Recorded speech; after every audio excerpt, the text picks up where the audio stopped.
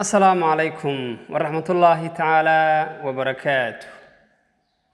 مالin wanaagsan saaxiibayaal, waxaynu ka soo hadalnay maalintii dhaweyto taariikhdii halgamaagii weynaa Imaam Axmed Guray Allah u naxariistee iyo dagaalkii dhex maray isaga iyo Abasiiniya. marxaladihii isla mareen, dagaaladii isla galeen, goobihii la iskaga hor yimid iyo wacdarihii uu mariyay Abasiiniya. waxaa kaloo aynu sheegnay asbaabtii keentay dagaalka iyo waxa uu ku soo idlaaday iyo halgamaagii weynaa Imaam Axmed Guray Allah u naxariistee meeshuu ku shahiiday. maantana waxaynu falanqayn doonaa hadduu Ilaah yidhaahdo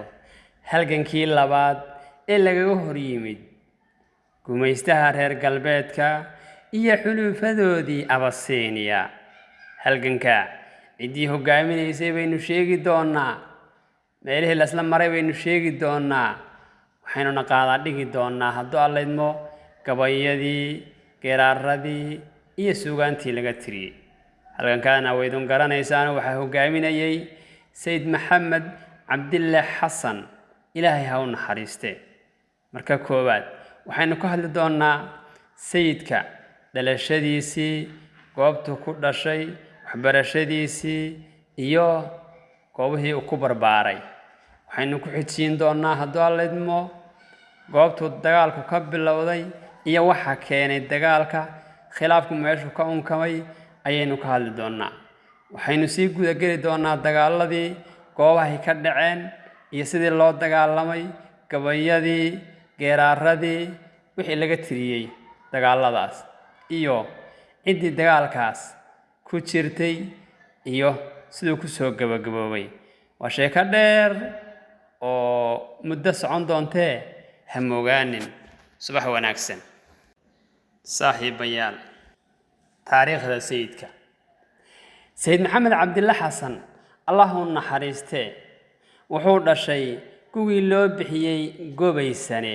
oo ahaa gu barwaaqo, badhaadhe iyo ladnaan badan lahaa. ciddii dhalatay dad iyo dunyabana ay nolol wanaagsan oo barwaaqo ah kala kulmeen. taariikhduna waxay ahayd sidii la wariyey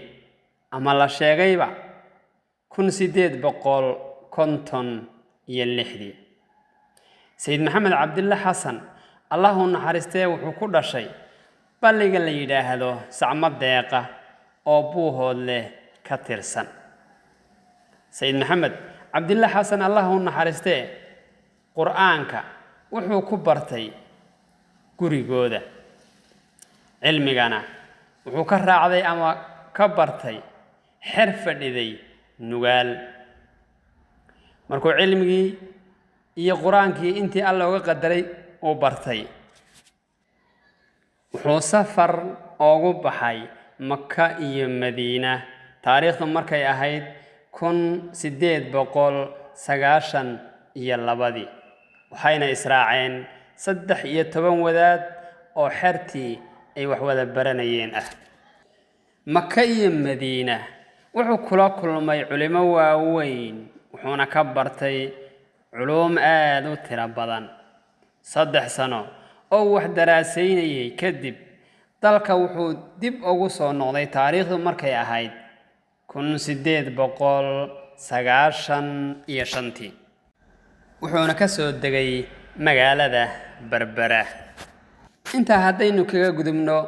taariikhdii koobnayd aynu ka sheegnay halgamaa Sayid Maxamed Cabdille Xasan Allah u naxariistee, waxaynu u gudbaynaa sababtii keentay dagaalkii weynaa ee dhex maray isaga oo daraawiish hogaaminaya iyo gumaysigii reer galbeedka. aynu gudagal si aynu u fahanno asbaabtii keentay dagaalka. aynu dhagaysanno labada tuduc ee u horeeya ee uu ka yidhi abwaan Dhoodaan dulmigii iyo gardaradii reer galbeedka. muddo gaban gaariyo intaad gooni naga joogtay قشن كليادو موجيو قلب عرابايا قرمتي قدمتي هدنا قردن باد نولتي مدقوحي صبح دانا قيش دارتي وقيلو دريرايا محمد قبابيو قبيضو شيقي قلمان كينا زوفولا يودبو قدودايا يا قبر دراويش أهو قدنا يمدي وعقل لفكني بطولة إسكراعابا مركي قلوبكي سومالية اللي بينكو قراري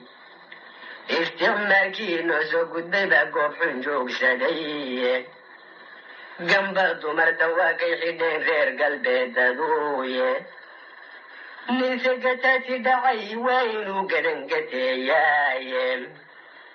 مدقبنا شالين تنقولة منيني وحاتو قدي ديبا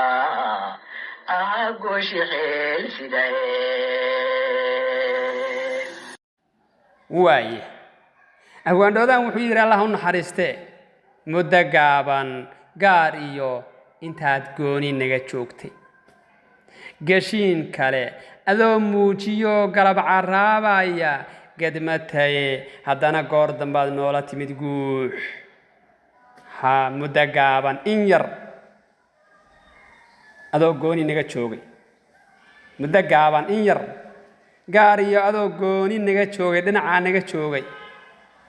gashiin kale dibiro kale adoo muujiyo galab caraabaya wambab leh gedmataye gaftaye haddana goor dambaad noola timid guux muxuu ka wadaa saynu ka soo sharqaminay amaynu soo sharaxnay imaam axmed guray allah u naxariistee iyo abasiiniya dagaalkood wuxuu ku bilowday gardaradii ay la timid abasiiniya oo waa tii ay tidhi dalka iyo dadkaba anigaa maamulo oo ganacsiga iyo xoolaha iyo waxa la kala gudbinayo waa inaan ka qaadaa gibir imaamkuna wuxuu yidhi kama qaadi kartid halkaa khilaafkii ka bilowday iyo kibirkii ayay abasiiniya eeday dagaallo lagu gubtayna waa kii ka dhacay markii dambena hilibkaa ceydhin waa tii la baray dagaalkii halkaa ka bilowday ee muddada socday waa kii lagu kala food qaaday dhul badan laga qabsaday abasiiniya waa laga nastay marka wuxuu ku leeyahay muddo gaaban yacni dagaalkaa markii intii laga nastay muddo gaaban aan joogno oon dalka annagu xor noo yahay oonaan dhibaatoba qabin gashin kale dibiro kale nooc kale adoo muujiyo galab caraabaya oo wax kala wata daba wateenba waa kay shirkii baarliinba lagu qaybsaday dalka ee la yidhaah inuu kala gogoyno gadmataye waad gaftaye oo waxaad mooday haddii uu dhintay imaam axmed gurey oo shahiiday inaan ragba kaa soo horrayne haddana goor dambaad noola timid guux xuux adagoo leh waa runtii gabayga marka wuu dheer yahayoo sayid maxamed haddana uu ku soo daree halkaa aynu ka sii ambaqaadno sayidku markuu ka soo degay berbera ee cagaha dhulka soo dhigay ayuu nin ingiriisa oo meeshii taagan sayidka la hadlay su-aashii koowaad ee weydiiyey waxay ahayd keen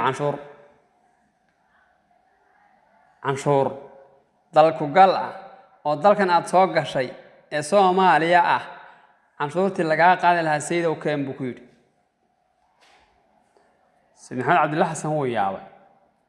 nin gurigiisii la leeyahay waan kugu canshuurayaa ee lacagtaad guriga ku geli lahayd keen xagee lagu arkayba waa kibir Soomaa sayidku arrintaas muusan ka garaabin wuxuu ku yidhi barta tayada had dambayse adoo markaa timaaday yaa kaa qaaday adiga dhulkan anigaaba iska leeyahay bal ha joogo horta aan lahaanshaygu ha dambeeye adoo shalay baa timaadayoo waqtigaa timaaday waa la garanayaaye dhulkanna melihi dadkanna dadkaagi ma ahee horta adi yaa kaa qaaday gaalkii wuu wareeray waa su'aal adag af soomaaligana muusan aqoonine nin meeshan taagnaa oo gaala dhaaraan ahaa weligeedba Soomaalidu dee way leedahay dad u shaqeeye ayaa u turjumayo wuxuu yidhi waa nin waalan ninkani wuu waalan yahay maxaa waalay run buu sheegay dalkiisii markii lagu canshuurayo xagee ku noolaanaya fikirka marka gaalkiina wuu qaatay wuxuu yidhi maadh mullah wadaadkii waa laa maalinkaa laga bilaabo sayidku wuxuu galay diyaargarow berbera waxaa ku yaallay masaajidda waaweyn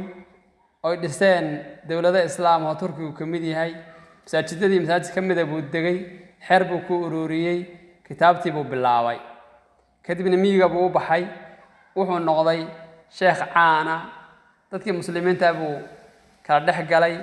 wuu wacdiyey diintii uu faafiyey dadkii oo dhanba gacantu ku dhigay gaaladii marka waxay aad u dareentay culays iyo inuu jiro maaragtay difaac kaga imanaya xagga islaamka dhanka kale waxay aragtay nin loo hoggaansamayo oo xallin og khilaafaadka ilaa bariyaha qaarkood dad islaalaayay iyo ummad la kala saari kari waayey asaga ay ka codsadeen inuu xalliyo markii u dambeysay waxay istiri haddii la daayo wadaadkan oo sidan wax ku sii wado waddankaba wuu la wareegayaa sababtee diintii baa aad u faafaysa dadkii baa isku xidhmaya gaaladii baa maaragtay la nacahayaa wuu ka soo jeedinayaa dee sheekhuna dhowr qaybood ba iskugu jirayo kow nin abwaana wuu ahaayo sugaanta iyo gabayada iyo geeraha wax walba ilaahay baa u fugeediyey haddana geesi dagaalyahanna wuu ahaa sheekhna wuu ahaa nin xadaari oo wadamo badan soo marayna wuu ahaa waddan badan maaragtay ku maray oo dee yaqaana dhaqamada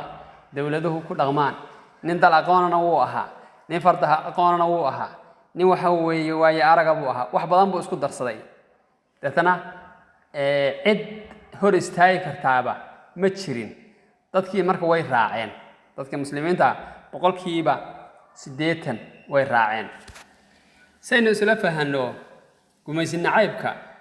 sayid maxamed cabdilla xasan aynu dhageysanno tudcu ka tiriyey waa kane